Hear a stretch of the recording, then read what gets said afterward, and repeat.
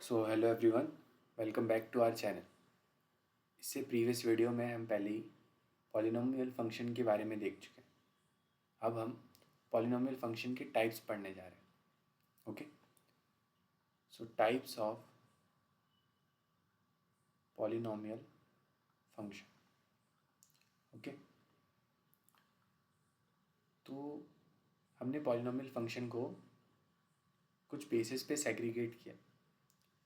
वो क्या बेसिस है? On the basis of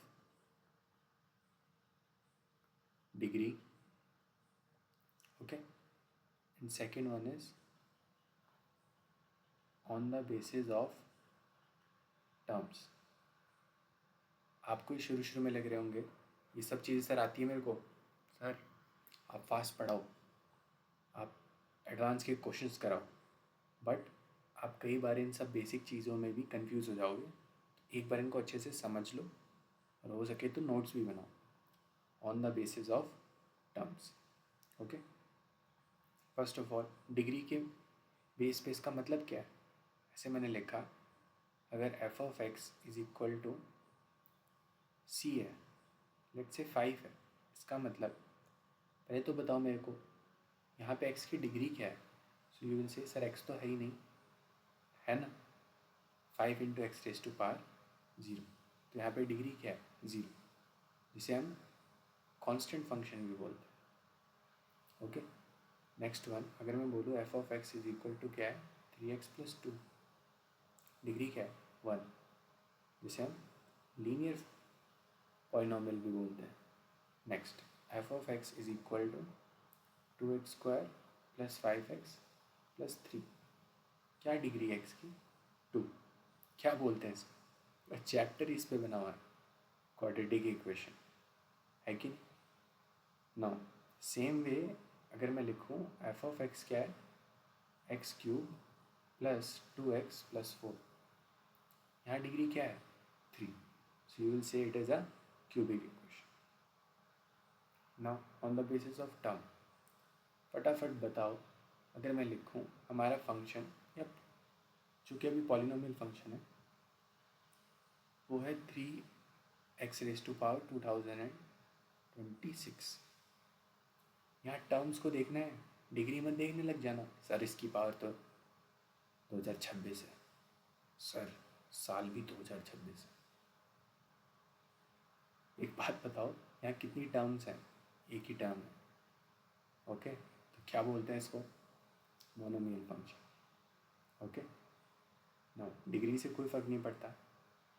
okay, so x की पावर 5 + 3x², कितनी टर्म्स है? 2 टर्म, तो इसे बाइनोमियल फंक्शन बोलते हैं। ओके, हाँ, f of x is equal to x⁻37 -30 -22x + 7, कितनी टर्म्स हैं? 3 टर्म्स हैं। इसको ट्राइनोमियल फंक्शन बोलते हैं, ट्राइनोमियल पॉलिनोमियल। ओके, तो ये तो था कि हमने उन्हें सेग्रीगेट करा, किस बेस पर? कि उनमें डिग्री क्या है, और दूसरा कि उसमें टर्म्स कितनी है, डिग्री और टर्म्स की बेस। अगला टॉपिक उठा लेते हैं, थोड़ा है ना, क्वाड्रेटिक इक्वेशन के बारे में थोड़ी इन्फॉर्मेशन और लो। जो क्वाड्रेटिक फंक्शन है हमारा, मैं बार बार इक्वेशन बोल दे रहा हूँ, अभी हम थोड़ी देर में देखेंगे इक्वेशन और फंक्शन है, इसमें भी फ़र्क है। ओके, जैसे हमारे पास क्वाड्रेटिक फंक्शन है, क्या है? अगर एफ ऑफ एक्स किसके बराबर है? ax² + bx + c के। ओके, पहला केस, अगर a की वैल्यू 0, तो क्या ये क्वाड्रेटिक रहेगी? नहीं, 0 इंटू एनीथिंग विल बिकम 0। तो अभी हमारा जो क्वाड्रेटिक फंक्शन है वो क्या हो जाएगा? bx + c, तो ये तो लीनियर बन गया, इजंट? नो, अगर a = 0 नहीं है, तब तो ये एफ ऑफ एक्स क्या होगा? ax² + bx + c, यानी अभी भी एक क्वाड्रेटिक इक्वेशन तो है। Very good.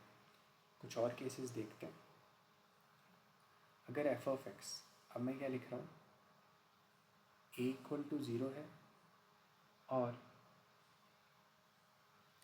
ये लीनियर बता दिया, ए इक्वल टू ज़ीरो है और सी भी इक्वल टू ज़ीरो है, तो ये क्या बन जाएगा, केवल और केवल बी एक्स।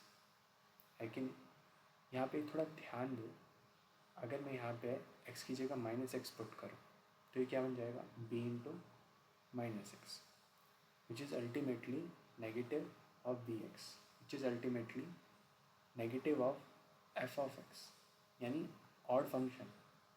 ये सब तो क्वेश्चन में कई बार बोल सकते हैं कि क्वाड्रेटिक इक्वेशन जो है हमारी, वो भी एक ऑड फंक्शन है। वो कब होगी, वो इन कंडीशंस में ही हो सकती है जब ए की वैल्यू ज़ीरो है और सी की वैल्यू भी ज़ीरो। ओके, एक केस और देखते हैं। अगर एफ ऑफ एक्स में A X square plus B x plus C है, अब मैं आपसे पूछ रहा हूँ मेरे को इसे इवन फंक्शन बनाना है, तो ये कब इवन फंक्शन बनेगा, उसके लिए क्या कंडीशन होनी चाहिए। आपको पता है, अगर F of X F of minus X के इक्वल हो जाए, तो सबसे पहले तो इसके लिए F of minus X find करो।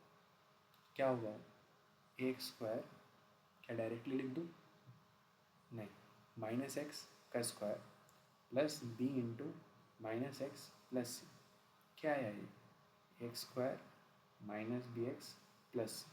अभी दोनों चीज़ बराबर होनी चाहिए, तो कर दो भाई, what are you waiting for, x square plus B x plus c equal to x square minus B x plus c, this thing cancel, c and c cancel, you will get bx is equal to minus bx, ultimately you will get 2bx is equal to 0। अगर x की value zero नहीं है तो असली में यहाँ पे b क्या होगा, ज़ीरो। इसका मतलब अगर मैं बोलूँ कि ये एक इवन फंक्शन है, क्वाड्रेटिक इक्वेशन अभी, तो इसका मतलब है कि b को ज़ीरो होना ही पड़ेगा। ओके, अगर मैं बोलूँ क्वाड्रेटिक इक्वेशन एक ऑड फंक्शन है, तो उस केस में हमारी क्या चीज़ें ज़ीरो होनी चाहिए, सबसे पहले हमारा ए और सी ज़ीरो होना चाहिए, तब वो एक ऑड फंक्शन बनेगा। ओके, बी, ए और सी इक्वल टू ज़ीरो होना चाहिए, और वो इवन फंक्शन बनने के लिए बी ज़ीरो होना चाहिए। ओके, कुछ इन्फॉर्मेशन और देखते हैं ना।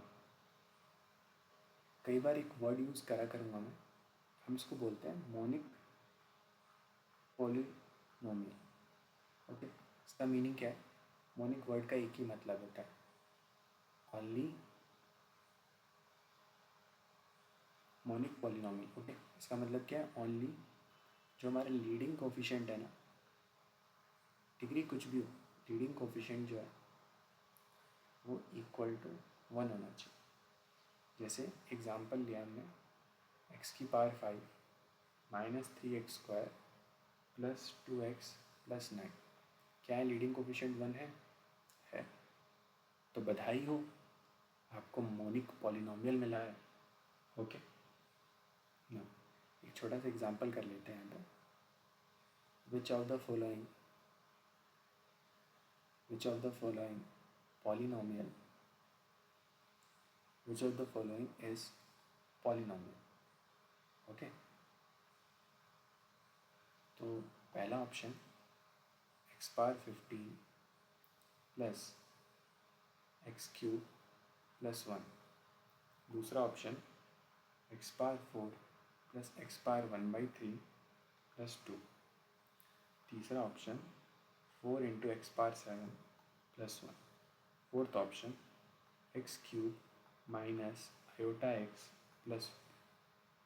ओके, तो सबसे पहले पॉलिनोमियल होने के लिए क्या क्या चीज़ें बताया था मैंने आपको, क्या था, जो भी डिग्री है वो हमेशा एक होल नंबर होनी चाहिए। ओके, दूसरा, जो कोफिशिएंट्स हैं वो सभी कोफिशिएंट्स रियल होने चाहिए। आप जो भी पढ़ रहे हो रियल के लिए पढ़ो, यहाँ ठीक है होल नंबर से 15 चलेगा। सेकेंड में 1/3 is not a whole number, this thing is not a polynomial. 7, okay, यहाँ कोफिशिएंट में आयोटा आ गया, रॉन्ग। ओके, अब जो इस वीडियो का इम्पॉर्टेंट टॉपिक है वो देखते हैं। अभी हम देखने वाले हैं quadratic function versus quadratic equation. आप सोचोगे सर ये दोनों चीज़ें सेम ही तो हैं, क्या लगे दोनों में? एक्चुअली हम बोलने को बोल देते हैं कि दोनों चीज़ें सेम है, बट एक्चुअली दोनों अलग हैं। यहाँ क्वाड्रेटिक फंक्शन है, इसका मतलब है F of x is equal to A X square plus B x plus C. यहाँ नेक्स्ट केस में क्वाड्रेटिक इक्वेशन है, उसका मीनिंग क्या है? जो भी आपकी इक्वेशन है ना quadratic, A X square plus B x plus C, वो इक्वल टू ज़ीरो हो तब हम उसे बोलते हैं क्वाड्रेटिक इक्वेशन। मतलब इक्वेशन वर्ड है ना, तो इक्वालिटी का मीनिंग आना चाहिए ना, equality what equal to zero. But quadratic function में कुछ इक्वालिटी की बात नहीं है, यहाँ बस फंक्शन है जो ऐसे डिफाइन। ओके, यहाँ पे मैं एक और बहुत बड़ा मिथ बस्ट करना चाहूँगा। हम नॉर्मली यूज़ करते हैं ये वर्ड्स ज़ीरोज़ और रूट्स, हम समझते हैं दोनों अलग हैं, सॉरी हम समझते हैं दोनों सेम है, बट एक्चुअली ये दोनों चीज़ें अलग होती हैं। और ऐसा क्यों? जो ज़ीरोज़ होते हैं वो हम फंक्शन क्वाड्रेटिक फंक्शन के लिए यूज़ करते हैं। ओके, कब ज़ीरोज़ हम कब बोलेंगे? जब quadratic function equal to zero हो जाए तो हम बोलेंगे वो ज़ीरोज़ है। बट रूट्स क्या है? जब for what values of x quadratic equation is equal to zero. Okay, zeros सिर्फ एक नोमेनक्लेचर है और कुछ नहीं। ज़ीरोज़ हम तब बोलेंगे जब वो क्वाड्रेटिक फंक्शन क्या हो, ज़ीरो के बराबर हो जाए। और रूट्स तो हम ऑलरेडी बोलते ही हैं कि ये जो क्वाड्रेटिक इक्वेशन है ये इक्वल टू ज़ीरो है, तो इसके जो भी रूट्स हैं अल्फा और बीटा। ओके, मैं जानता हूँ हम इनको सेम ही समझ के यूज़ करते हैं, हाँ ये सेम है भी, बस छोटा सा नोमेनक्लेचर है कि ज़ीरोज़ हम असली में क्वाड्रेटिक फंक्शन के यूज़ करते हैं और रूट्स क्वाड्रेटिक इक्वेशन के। ओके, अब कुछ और इम्पॉर्टेंट चीज़ें देख लेते हैं। तो अभी हमारे टॉपिक का नेम है fundamental theorem of algebra. Okay, look, इसका मीनिंग क्या है? यहाँ पे कुछ तो ऐसी बेसिक चीज़ है जो हमें यहाँ से पता होनी चाहिए। ओके, सबसे पहले स्टेटमेंट लिख देता हूँ। Every n degree polynomial has n zeros. Okay, ध्यान से देखना, पॉलिनोमियल लिखा है इसलिए ज़ीरो वर्ड लिख रहा हूँ, इक्वेशन नहीं लिखा वरना रूट्स लिखता। Okay, every n degree polynomial has n zeros.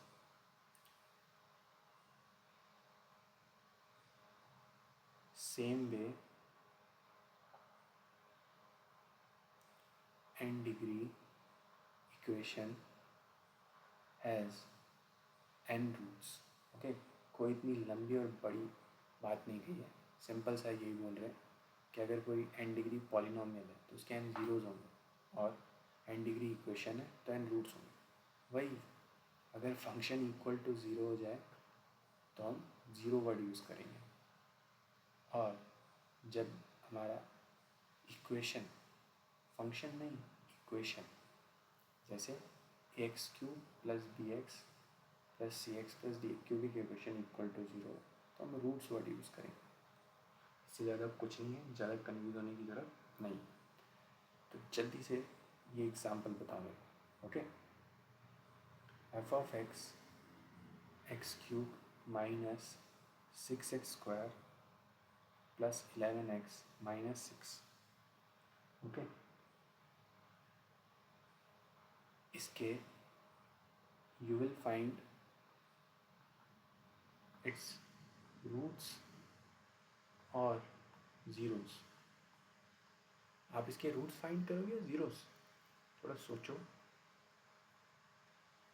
और बताओ मेरे को, ठीक? और वो क्या होंगे ये भी बता देना, ओके? सबसे पहले ये फंक्शन है, फंक्शन के लिए हम ज़ीरोस वर्ड यूज़ करते हैं, ज़ीरोस होंगे, रूट्स नहीं होंगे। So you do what, f of x equal to zero, so x cube minus 6x² plus 11x minus 6 equal to zero. और है ना, ये अब लर्न कर लो क्योंकि आप बच्चे नहीं हो, आप एक एडल्ट और एक बच्चे के बीच की सिचुएशन में हो, जहाँ ना बच्चे कहलाते हो ना बड़े। क्या चीज़ लिखी है? So x minus 1 into x minus 2 into x minus 3 equal to zero. इसके फैक्टर्स ये होते हैं, लर्न रखना। नहीं सर मैं तो कर लूँगा पेपर में, आपने कर लिया, बहुत टाइम देने की बात, ओके? तो यहाँ पे इसके क्या रूट्स होंगे कि ज़ीरोज़ होंगे? ज़ीरोज़ होंगे। वो ज़ीरोज़ क्या है? 1, 2 एंड 3। तो एक छोटी सी चीज़ थी, इसका कृपया करके ध्यान रखिएगा, ओके? तो देखते हैं, ओके, कुछ चीज़ें और पढ़ लेते हैं इसी लेक्चर में, ग्राफ भी कवर कर लेते हैं, ओके? कुछ 25 मिनट्स का लेक्चर हो जाएगा, तो ग्राफ भी देख लेते हैं एक बार, ओके? क्योंकि ये स्टार्टिंग में आप देख लोगे ना, आपको बाद में चीज़ें हार्ड नहीं लगेगी। Graph of a quadratic equation, okay? सबसे पहला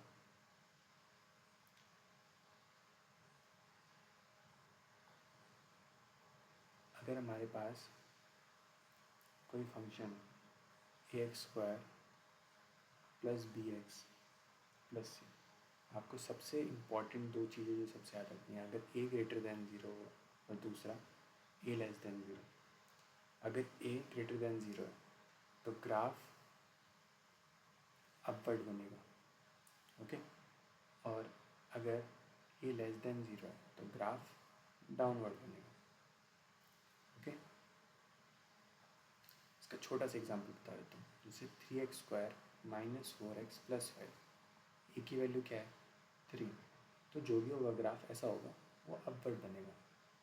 अगर मैं सेम टाइम ये एग्जांपल लूँ, -x² प्लस x माइनस 2, तो ए की वैल्यू क्या है? -1, तो ग्राफ डाउनवर्ड बनेगा। सिंपल, और कुछ नहीं, ओके? नाउ एक और इम्पॉर्टेंट चीज़ देख लेते हैं जो कि बहुत इम्पॉर्टेंट है। अगला, vertex of quadratic function, okay? मैंने यहाँ फिर से इक्वेशन वर्ड लिख दिया, यहाँ फंक्शन लिखना चाहिए, ओके?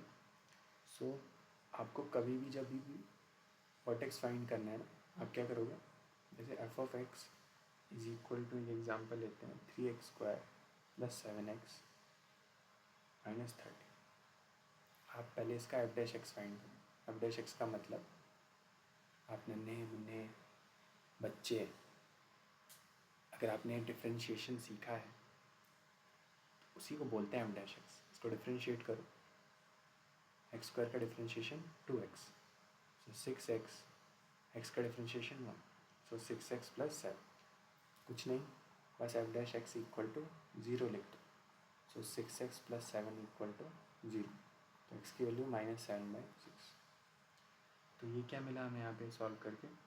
ये हमें मिला है वर्टेक्स, ओके?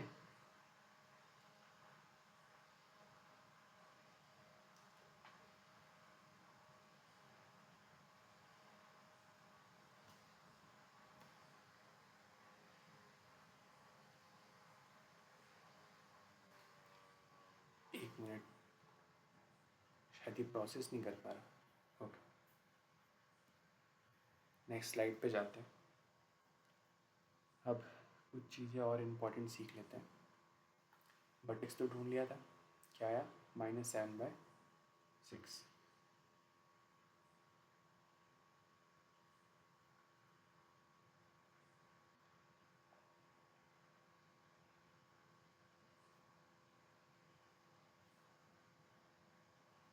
ओके, तो आप एक बार अगर इस एग्जांपल को भी कर दो, सॉल्व एक बार कर दो फटाफट। अगर F of x quadratic function क्या है, -x² + 3x + 7, इसका वर्टेक्स क्या होगा, फाइंड करो। क्या करोगे यार डिफ्रेंशिएट करो फटाफट। -2x + 3 कर दिया डिफ्रेंशिएट, इक्वल टू 0 भी लिख दो। सो -2x + 3 = 0, x = 3/2। तो इसका वर्टेक्स क्या मिला हमें, 3/2, वो तो x मिला। तो एक नई चीज़ और सीखते हैं, क्या y कोऑर्डिनेट भी तो होगा। कुछ नहीं, सिंपल है, फंक्शन में ये पॉइंट पुट कर दो 3/2, तो इससे क्या सॉल्व करके आएगा, -3/2 का होल स्क्वायर + 3 × 3/2 + 7, सॉल्व करो फटाफट। -9/4 + 9/2 + 7, एलसीएम लेते रहना, मैं कर देता हूँ फटाफट। 9/4 + 7, it will be 28 + 9, 28 + 9 is 35, no 37, 28 + 9 37, 37/4। So इसका वर्टेक्स क्या है, 37/4। अब फटाफट बट यहीं पे डायग्राम भी बना देता हूँ, जल्दी से ये बताओ, ये अपवर्ड होगा या डाउनवर्ड होगा। ई की वैल्यू क्या है, नेगेटिव, मतलब ये डाउनवर्ड होगा। तो डाउनवर्ड होगा तो कैसे होगा, इस पॉइंट पे ये वर्टेक्स है, इसका मतलब है आपको कुछ ऐसे शेप बनाना है। आपने चलो ऐसे शेप बनाया, तो वर्टेक्स होता क्या है, वर्टेक्स होता है ये पॉइंट जहाँ आपको इस केस में क्या मिल रहा है, मैक्सिमम। तो ये पॉइंट क्या है, 3/2, 37/4। ओके, तो ऐसे हम ग्राफ बनाते हैं, अभी हम और भी इंफॉर्मेशन लेते जाएंगे। ओके, तो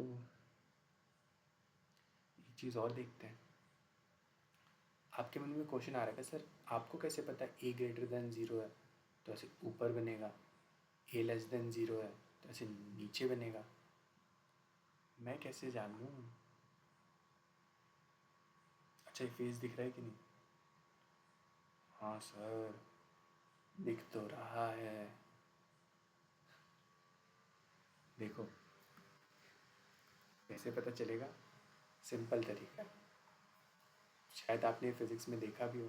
फंक्शन क्या था हमारा, ax² + bx + c, इसको डिफ्रेंशिएट करो, 2ax + b, इस ये यूज़ आता है वर्टेक्स फाइंड करने के लिए। ओके, इसको फिर से डिफ्रेंशिएट करो, f′x, ये क्या आएगा, 2। आपको क्या याद है, तो ये f′x होता है, ये किस लिए काम में आता है, ये डिसाइड करता है कॉन्केविटी। कॉन्केविटी क्या है सर, कॉन्केविटी का मतलब है your graph will be upward और downward. Okay, if f′x is greater than 0, your graph will be upward. If f′x is less than 0, your graph will be downward. तो यहाँ ध्यान से देखो, पूरी डिपेंडेंसी यहाँ 2a पर ही है। अगर मैं इसको थोड़ा सा एक्सप्लेन करूँ तो what will you write down now, 2a should be greater than 0 और a should be greater than 0। इसी का वाइस वर्सा स्टेटमेंट बोल रहा हूँ, अगर a greater than 0 है तो ये अपवर्ड पैराबोला बनेगा। सर ये पैराबोला क्या होता है, कुछ नहीं भाई, इस शेप को पैराबोला बोलते हैं। भाई सब चीज़ें सिर्फ सुनने में ऐसी हार्ड सी लगती है, बट जब एक बार सुन लेते हैं और हम यूज टू हो जाते हैं, बहुत नॉर्मल लगती है चीज़। f′x < 0, थोड़ा सा इसको सॉल्व कर दो, 2a < 0, a < 0, यही है वो, है कि नहीं, यहाँ से आया वो कॉन्सेप्ट। ओके, चलो कुछ एग्जांपल्स और प्रैक्टिस कर लेते हैं। एक एग्जांपल और छोटा सा, y = 2x² + 3x + 1, सब कुछ पोस्टमार्टम कर दो इसका फटाफट, कैसा बनेगा, वर्टेक्स क्या है। सबसे पहले देखो a की वैल्यू क्या है, 2, सर ये तो ग्रेटर देन 0 निकला, क्या बात है, सीख रहा है भाई, अपवर्ड पैराबोला बनेगा। ओके, इतना तो पक्का है। दूसरा, क्या इसका वर्टेक्स निकाल दो यार। वर्टेक्स कैसे निकालोगे? You will do what? Differentiation of this thing and you will make that thing equal to 0। फटाफट डिफरेंशिएट करो। एक्स स्क्वायर का डिफरेंशिएशन 2x, सो 2 इंटू ये वाला 2 यही है, कई बार कन्फ्यूज मत हो जाना। This 2 and this one are same.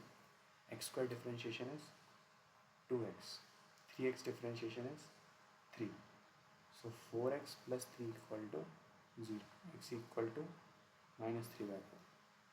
चलो x कोऑर्डिनेट तो -3/4 मिल गया। यहाँ y कैसे निकालोगे? सर आपने बताया तो। क्या करेंगे? फंक्शन में जल्दी से -3/4 पुट करो, उसको सॉल्व करो। 2 into -3/4 square plus 3 into -3/4 plus 1 कर दूँ मैं फटाफट। 2 into 9/16 minus 9/4 plus 1. If you solve it, it will be, I'm doing it here, okay, it will be 8 here, it will be minus 9/8 plus 1, ultimately it will be minus 1/8। Okay, इसका graph देखो कैसे draw करता हूँ मैं ना। Next slide पे जाते हैं। ओके, देखो सबसे पहले वो पॉइंट क्या आया था?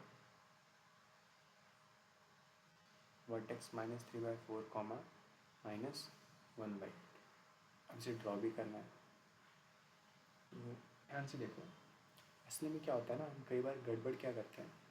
एक बहुत ही केस बता रहा हूँ मैं, बोलूँगा कि यहाँ पे आप है ना एक काम और क्या करो, आप हमेशा है ना f(0) भी फाइंड किया करो। क्यों फाइंड करना है सर? वैसे इतनी चीज़ें फाइंड करिए। एक चीज़ और फाइंड करो, ये पूरे ग्राफ का जो प्लॉट है ना वो फिक्स कर देगा उसको। f(0) क्या है? 0 here, it will be 0, 0 here, it will be 3 into 0 0 1 1 बचा ना। f(0) क्या है? 1 है। तो अब ध्यान से सोचो, ऐसा शेप बनाना, ऐसा शेप, ये सुनो, ऐसा शेप इधर बनाऊँ,